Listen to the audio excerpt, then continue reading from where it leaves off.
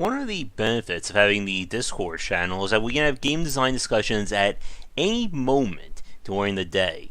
And with everyone being all over the world, it means I get to have design discussions sometimes like way into the hours of the morning. Maybe we'll open that up as a live stream at some point, do like a midnight game design talk. But one of the conversations I had recently with a developer was about the idea of tight and responsive controls, or aka the handling of a game. What determines how well a game handles? And when a reviewer or consumer says that a game feels sluggish or feels responsive, what does that mean? And this is a very interesting topic, because when we talk about handling, we're usually referring to cars. And yes, throwing car analogies on top of game design philosophy shouldn't confuse anybody else. And when it comes to the handling or feel of the game, we typically talk about this from an action point of view. So, action games, first-person shooters, fighting games, platformers, etc. But I guess as a first little bit of a design question, what does everybody think? Is there such a way to define handling when it comes to turn-based or RPG style design?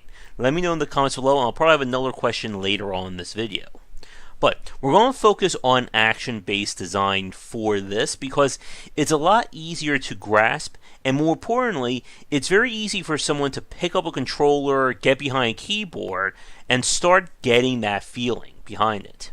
But when we talk about the handling of a game and whether or not it feels tight or sluggish, it really comes down to a very simple metric, but very hard to build around. And that is, does the character behave how I expect them to? And yes, that makes perfect sense. I know we can end the video right here on that simple phrase. But one of the challenges of video games, and by extension action-based design, is getting that feel of the control to the character being one-to-one. As in, I press the jump button, just a little bit, and the character jumps how I expect them to.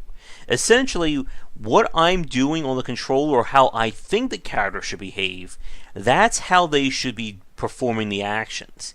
And when the character doesn't do that, or when the control to character action isn't exactly one-to-one, is when you start to get that disconnect or that feeling of sluggishness.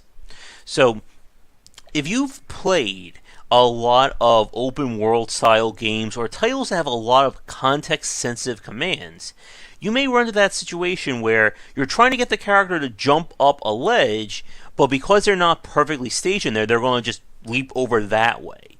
Or if anyone has ever had trouble just simply dropping down off of a ledge in a third or a first person game, you get that feeling where it's kind of like your brain is telling the character to do one thing, but the controls are making them do something else. And another good example is when we see from a lot of platformer-based titles that don't really go for fine adjustments or fine controls when it comes to jumping. So we'll probably switch to some footage in a few minutes, but a classic example is if you're trying to jump up to a ledge that's maybe like this big, and your character just keeps like jumping over it or jumping behind it. Like you can't get that just like a very minor jump. It's a common issue we see in committed-based systems, where the jumping velocity is fixed. But for combat-based games, or games that rely on a lot of technical maneuvers or actions, the fineness or the handling of the controls is paramount to getting the game to feel right. I don't want to be attacking an enemy and I hit a button and my character just does some weird command that I wasn't expecting. And like I said a few minutes ago, context-sensitive controls have to be handled very carefully. A very famous example is from the survival game, or survival genre, where you set the move command, or I'm sorry, this is the action-adventure genre, where you set the use command to the jump button as well. So what ends up happening is that you get close to an object you want to interact with, but because you're not at the exact trigger point, your character just keeps like hopping up in the air when you're just trying to get them to open up a door or pull a lever. So when it comes to handling in action-based titles, it really is built on the control scheme and, in some cases, how the character behaves when you push buttons. Such as if you have additional animations that have to play out. We saw this in a lot of adventure platformers like Out of This World, Prince of Persia, etc., where pressing the button doesn't automatically make the character perform the action. They may have to do they lean down, do the jump, or they have to prepare, or stuff like that. Anything that gets in the way of your button push to the character performing the action is going to affect the handling of your game. And another big point, we saw this in the recent God of War, is when you have uninterruptible animations, or again, when the animation itself is getting in the way of the command. So, for those of you who watched my play of God of War, you notice that during a lot of the combat at the highest difficulty, I was getting killed whenever I was performing one of Kratos' rage moves. I forget the actual term for it. And the reason was, when you perform one of those commands, Kratos becomes animation locked. And what ends up happening is that the enemy gets an attack in, there is no way to cancel out the animation or get iframes. And again, that's a case of you're trying to do something, but the game is essentially fighting you. Now, with that said, we've talked so far in the last few minutes about from a fast-paced point of view. That wasn't easy to say. God of War, Ninja Gaiden, Devil May Cry. But you can also have very responsive or tight controls in slower-paced games. And what happens is you have to really establish quickly the feel or the heft of your game's combat system. And two of the best examples of this would be games like the Souls series and Salt and Sanctuary. Both titles are built on a slower form of combat. Again, you're not playing Dark Souls as you would Devil May Cry or God Hand, but it's responsive in the sense that it's very slow, or again, there's a heft to it. And probably discussing about getting that feeling of weight to a combat system could be its own video in of itself. But the point is that when it comes to the Soulsborne design, most of these games will feature, I forget the exact term off the top of my head, command priming, where if I press the attack button and the character is already performing an animation, they will perform that attack the second the previous animation is done. This is a way of not only making the game a lot easier to play, but it also punishes button mashing. If I'm just mashing the attack button again and again, then the character will just keep performing that attack animation, and the enemy decides to attack me, well, I'm still stuck in that previous animation. And there are probably other examples. I know there are plenty of series that have gone for getting a very realistic, or again, very momentum-based form of combat. But we're going to switch to several game footages I want to talk about, and how the feeling of responsiveness can change depending upon the design in question. But first, a quick message to our Patreon backers. Thank you to our Patreon backers, and if you'd like to continue this discussion on game design, check out our Discord channel, linked down below.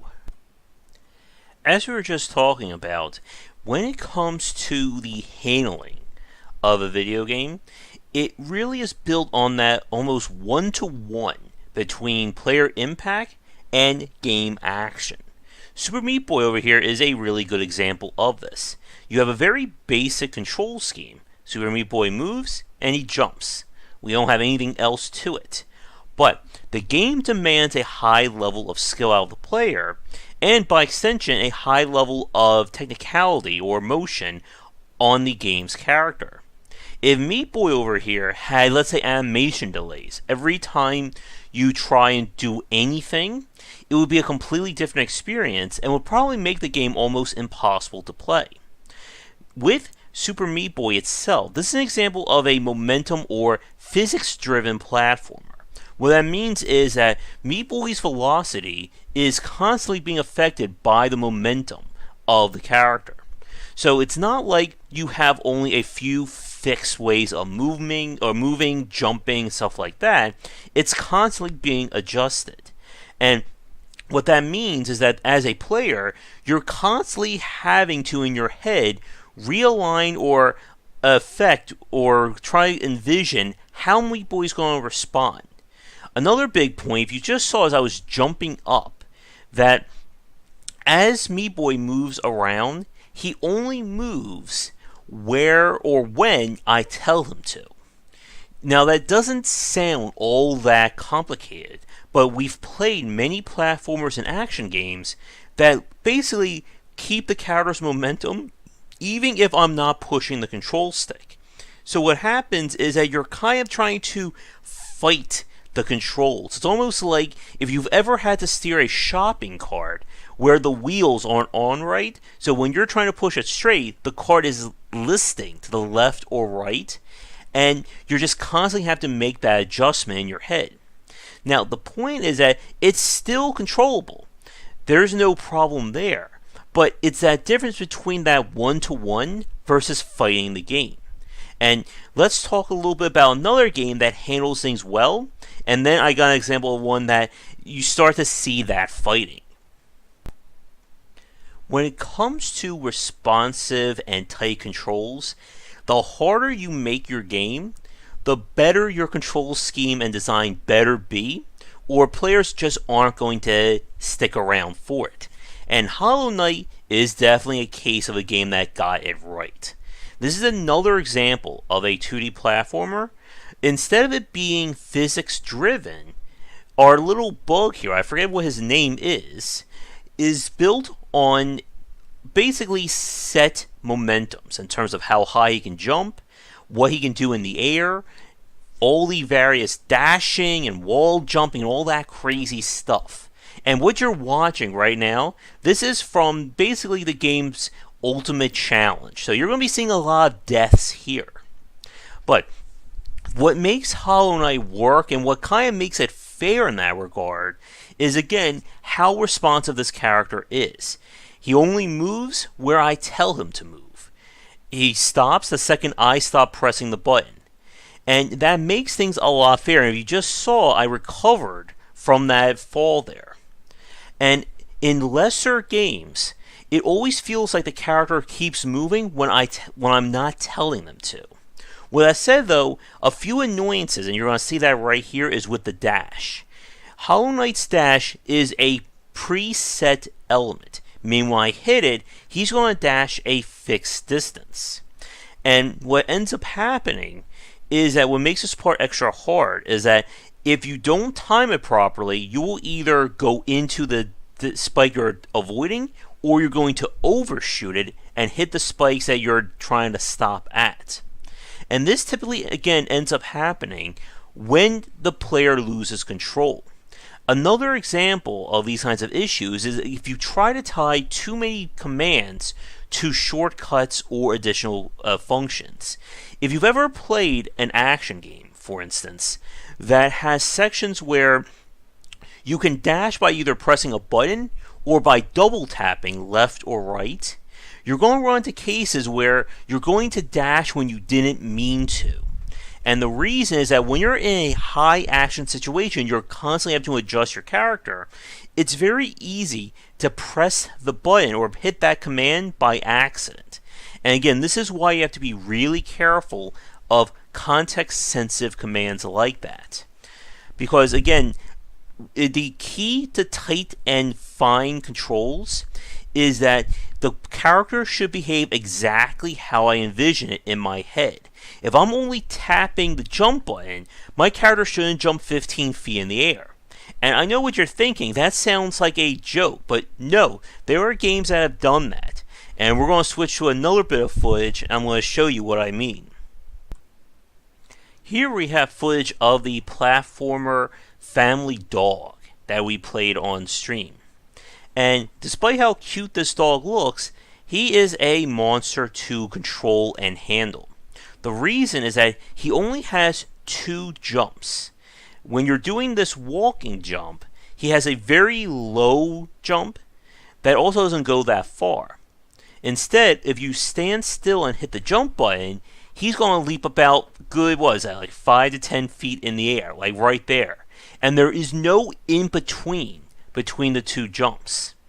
And that is not a well-designed platformer. Because again, how I want this character to jump and what the character is doing are two different things.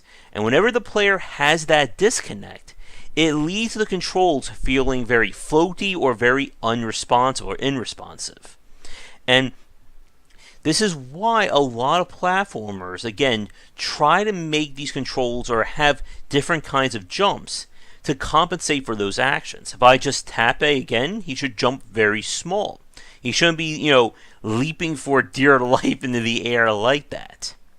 And when it comes to a lot of these games, it's just very frustrating when you're trying to have to fight these controls, especially if it's like a combat-focused game, and you're trying to get close to a character, and you're either overshooting or undershooting your motions. With a game like Castlevania here, you again have that situation of the character itself is very slow. It doesn't feel as responsive compared to, say, a game like Mario or any one of the number of platformers we've played, or even third-person titles. But it works in its own strange sense by the fact that everything is built on the fact that the character isn't that responsive. And that's the other part of the equation. If your character is very unresponsive or very hard to attack or aim, then if the enemies are able to get around that or circumvent your own ability to move, it can feel like the game is again being played against you. So if I, for instance, have to take a very long time, let's say, to aim or shoot a gun, and enemies can attack instantly, well, that's going to lead to frustration. This is again why many games that feature very slow commands or very slow combat typically make the enemies slower to compensate. Again, keeping everything in check. But to begin to wrap things up for this video, I want to talk about one final point. And that is, when it comes to the handling in your video game, this is not something that becomes a problem later on. Handling, playability, UI concerns, these are all issues from minute one. And this is why, for myself, I am very hard on games that have handling related issues. Because this is not something that, again, a player is going to discover after 15 hours of play. Typically within the first 10 to 15 seconds, they're going to understand whether or not this game is easy to play. And if these issues are there from the beginning, a player is going to become very frustrated with your title and most likely aren't going to stick around. Because handling issues never go away. The player may just grit their teeth and bear with them, but you're going to lose out on a lot of potential fans if they're being annoyed by your title within the first few minutes. So, to wrap it up here, I have one other question I want to ask everybody.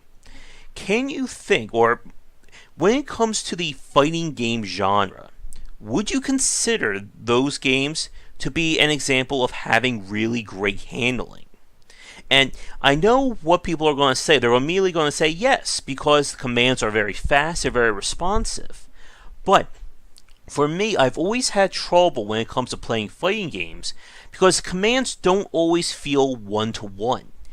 Again, you have button commands like high attack, low attack, quick kick, strong kick, and stuff like that, but they don't really relate to performing combos or special moves. I think this is, for me, why I always have trouble playing games like Mortal Kombat, Injustice, and Street Fighter, because I can never remember the button prompts for these games. With that said, though, this is, I think, often why stuff like Smash Brothers was very well received, because there's far less moves to remember, and everything is standardized behind, standing B, up B, left or right B, and down B. So it becomes a lot easier to associate the commands to their respective button actions, and makes it, again, easier for the player to remember. And like I said, when it comes to handling and responsiveness, there is a lot we can talk about, especially when it comes to how you set up your UI, using affordances, and there's just so much more. And this is why it's very important to study games that get it right. Because watching footage of games like Super Meat Boy or Dead Cells doesn't necessarily tell you why they work well. This is another important point about game preservation. Because, like I said, playing Dead Cells and watching footage are two different actions. And you're not going to see or feel why that game handles well, even though you're watching someone play and they may be commenting on it, unless your hands are behind that controller, it's just completely different. But with that said, we're going to wrap things up here. So thank you so much for watching. If you'd like to suggest a topic for me to look at in the future, please let me know and come back for daily discussions on game design here and on game wisdom, where we examine the art and science of games. Until next time, take care. If you're looking for another book about game design, be sure to check out my first title, 20 Essential Games to Study, out now. Thanks for watching the video. If you enjoy things, be sure to do all the liking and subscribing that the kids are doing these days. Check out our Discord channel linked down below where we hang out and chat game design, and come back later tonight for our regular streamings. But that's it, and tune in for more great content here and on Game Wisdom, where we examine the art and science of games.